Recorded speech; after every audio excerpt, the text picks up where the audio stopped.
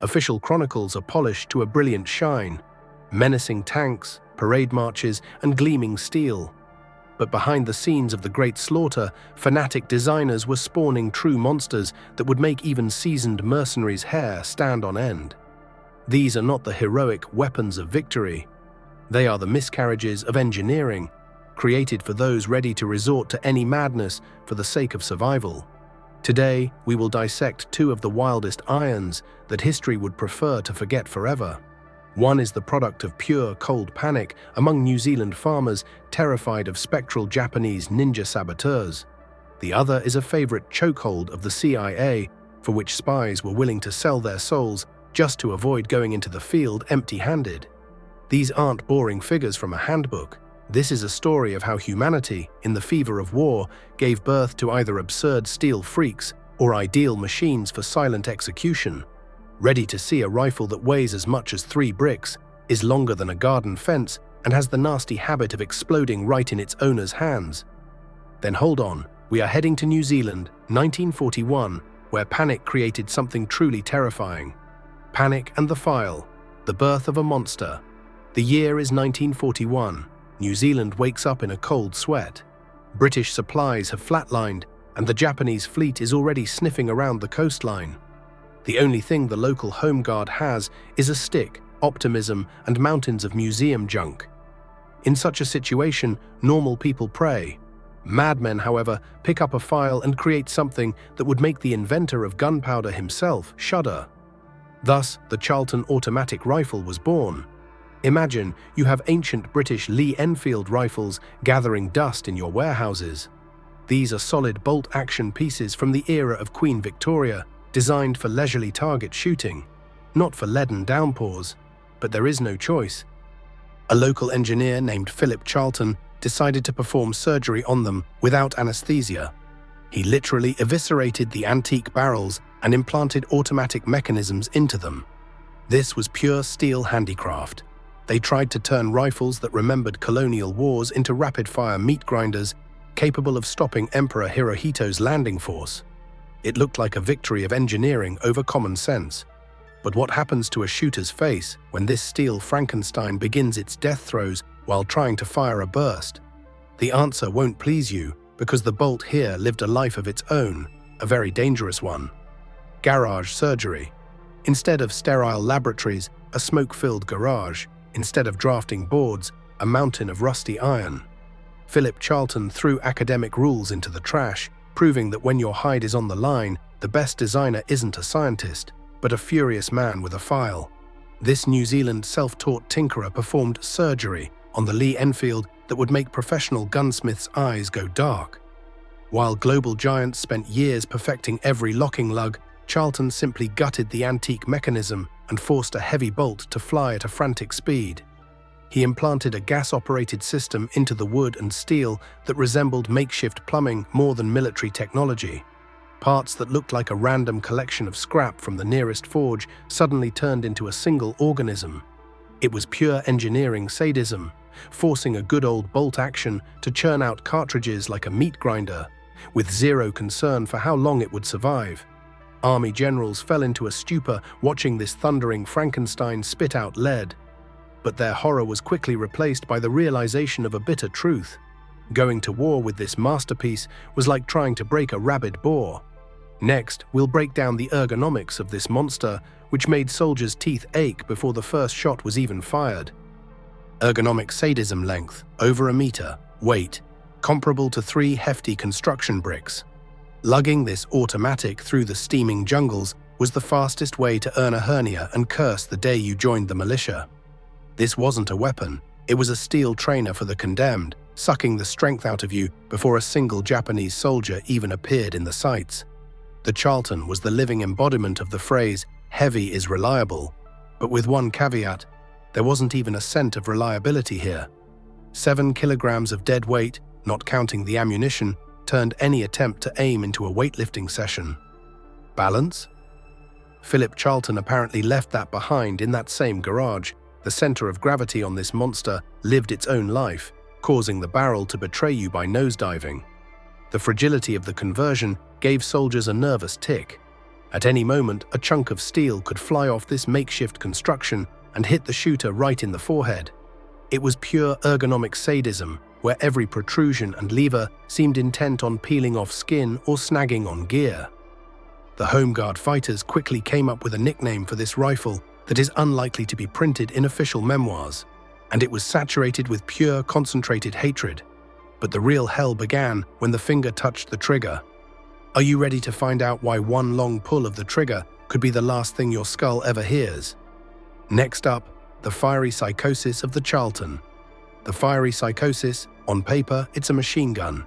In reality, it's a one-time firecracker that can turn into red-hot shrapnel at any second. Pull the trigger a bit longer than intended, and the rifle in your hands begins to thrash in an epileptic fit, transforming from a weapon into life-threatening scrap metal. The attempt to wring 650 rounds per minute out of an old rifle using the powerful .303 British cartridge was pure insanity. This wasn't shooting, it was an uncontrolled rodeo. The monstrous recoil literally knocked the wind out of the shooter, and the conversion mechanism would heat to a white glow in a matter of seconds. To somehow feed this voracious freak, Charlton slapped on modified 30-round magazines from the Bren light machine gun. But there was a problem. The feeding jammed, the metal warped from overheating, and the makeshift mounts creaked at the seams. In the end, a shameful clarification appeared in the manual. Fire single shots only. One has to ask, why build this whole elaborate automatic setup if the gun tries to spit out its guts after the very first burst? In the end, the Charlton turned into a mere prop for parades of despair, never smelling real gunpowder on the front lines. But the finale of this story is even murkier than Charlton's blueprints. Where did 1,500 produced units vanish? The scent of a cover-up still hangs in the air. The Great Wellington Fire. The war ended, but instead of a triumphant place in museums, the Charlton received a bullet to the back of the head from history itself. Almost all 1,500 manufactured rifles evaporated, turning into shapeless puddles of molten metal in a single mysterious night. As soon as the threat of a Japanese landing dissolved, Charlton's Frankensteins became a massive eyesore for the military leadership. This steel embarrassment, a reminder of the deep hole the Empire was in back in '41, had to be disposed of quickly and without questions. The official version claims a regrettable accident occurred at a warehouse in Wellington. A fire broke out that consumed almost the entire production run. But those who can read between the lines smell kerosene and a political frame-up. The timing was far too convenient. Rifles that could have served as evidence of either engineering impotence or makeshift heroism were simply erased from reality, leaving historians with nothing but ash and a couple of dozen surviving specimens. While the New Zealanders were hastily sweeping the tracks of their technical psychosis under history's rug, on the other side of the world, in Washington, something polar opposite was being tested. They were creating a silent killer that the KGB would hunt for decades, ready to hear the sound of a deadly whisper approved by the president himself. We're moving into the spy games. The silent presentation intelligence chief, William Donovan, walks into Roosevelt's office, empties a magazine into a sandbag, and the president doesn't even look up from his papers. It was the boldest presentation in US history, a demonstration of the high-standard HDM pistol, which operated quieter than a whisper in an empty room. In 1942, the Office of Strategic Services, the precursor to the CIA, set a task: create the perfect tool for silent liquidations. Instead of screwing suppressors onto standard guns, high-standard engineers integrated the suppressor directly into the design. The result exceeded all expectations. The .22 LR pistol became the standard issue for assassins and saboteurs. Donovan personally proved to the president that you could kill people in the next room with this thing, and no one in the house would hear a sound. The weapon was adopted immediately, assigned top-secret status. Roosevelt gave the nod, and the high standards headed into the holsters of the most dangerous men in Europe. But what exactly was hidden inside that long black tube? We're opening up the anatomy of this silent killer that turned a standard target pistol into the perfect machine for a shot to the back of the head. Anatomy of a ghost. This pistol looks like an awkward plumbing pipe welded to a grip, but looks are deceiving. Before you is the most effective tool for a point-blank execution created in the 20th century. While competitors tried to make weapons more powerful, the creators of the HDM made it invisible to the ear. The secret of the silence lay in a massive housing that covered the entire barrel. It wasn't just a muzzle attachment, it was a complex multi-chamber system. Inside the first section sat a fine metal mesh that instantly absorbed the heat and pressure of the powder gases, while the second section, filled with baffles, finally strangled the sound to a barely perceptible click. The .22 long rifle caliber was chosen for the ammunition, small, light, and most importantly, subsonic. The bullet left the barrel at a speed of about 330 meters per second, creating no sonic boom. As a result, the shot was no louder than a clap of the hands, allowing an operative to work at point-blank range while remaining undetected. Compact, accurate, and terrifyingly quiet, it seemed American spies had been dealt a permanent trump card.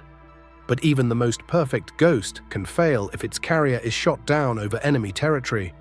Ready to find out how this secret iron became the CIA's greatest embarrassment in the skies over the Soviet Union? Up next, the Sverdlovsk slap, the U-2 scandal. The year is 1960. A top-secret U-2 spy plane becomes a heap of wreckage in the sky over the Urals. The surviving pilot, Francis Gary Powers, falls into the hands of the KGB, and along with him, his invisible arsenal.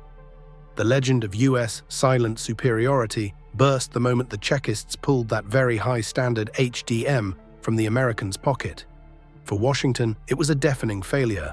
For years, the White House lied about not conducting espionage against the USSR, but the silent killer in the downed pilot's pocket spoke louder than any statement. Soviet experts dissected the American device down to the last screw. They were struck by its simplicity and effectiveness.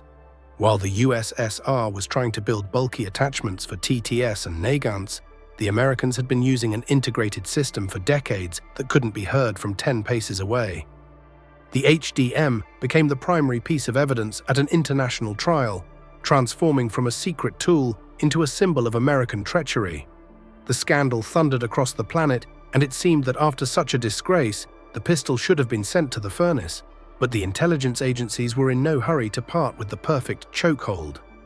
Where did the 1940s blueprints go, and who continues to churn out weapons for modern-day bonds today? We're heading into the Arizona desert, the Arizona heritage.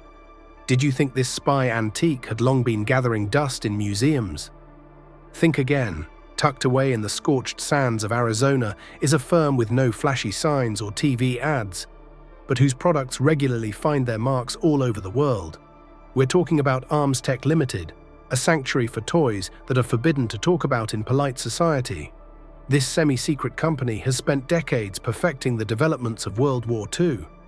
Modern CIA operatives and Navy SEALs quickly realized, for dirty work in tight spaces or eliminating sentries, nothing better than the high-standard HDM blueprint has ever been devised. In Arizona, the old 1942 design was crossed with space-age materials, creating updated versions of the Silent Whisper. They produce folding stocks, microsuppressors, and communication gadgets. But the core of their product line remains the same principles of silence laid down by Donovan. This is a business built on blood and secrecy, where 80-year-old technology is still considered the gold standard for those who work without names or faces. Why do elite special units still use devices that remember the Roosevelt era? The answer is as cynical as it is simple. In a world where electronics can fail, good old mechanics that strike without a sound remain the only guarantee of survival. But which of today's two irons actually changed the rules of the game, and which remained merely a curiosity for engineering psychiatrists? Let's wrap this up. One gun burned to ash to hide the shame of generals. The second went deep underground to become an icon for assassins. The history of weaponry is not a neat row of identical rifles. It is a graveyard of mad ambitions where only the craftiest or the most desperate survive. Two paths of steel. World War II created two radical paths for the development of hardware. On one side is the Charlton, a monument to pure makeshift heroism and technical insanity. It was the cry of despair from a nation ready to fight with a steam-powered machine gun, if it meant not surrendering. On the other side is the high-standard HDM, a symbol of cold, pragmatic calculation, where death is simply a silent process polished to a brilliant shine. These two are polar opposites, yet they share a common trait. They prove that in the heat of a global slaughter, the rules of engineering logic go out the window. Winners aren't judged on design, they are judged on results. And while the Charlton remained a ridiculous chapter in the history of Oceania, the HDM laid the foundation for the entire modern special operations industry, where silence is valued more than gold. The secret archive. But the most frightening secret doesn't lie in the blueprints we dissected today. The real nightmare is hidden in safes that are still waiting for their hour. What other freaks and ghosts are gathering dust under the top secret label while we believe the official textbooks? Iron is always more honest than people. It doesn't know how to lie, it simply carries out an order. Today, we shook the skeletons out of the gun cabinets of World War II and saw the price at which silence was forged and the monsters that packed the front lines. Final call. If this dirty laundry of history wasn't enough for you, you know what to do. Like, subscribe, and hit the bell so you don't miss the next opened archive. We will continue to dig where others are afraid to even look. Drop a comment below. What would you rather have in your hands in the event of an apocalypse? The uncontrollable fury of the Charlton, or the icy whisper of the high standard? We need to know how many potential militiamen we have here, and how many cold-blooded liquidators. Next time, we're going even deeper into the archive, to the place where they keep the weapon blueprints that even Hitler rejected in horror. Trust me, it's going to be truly intense. Catch you on the next broadcast.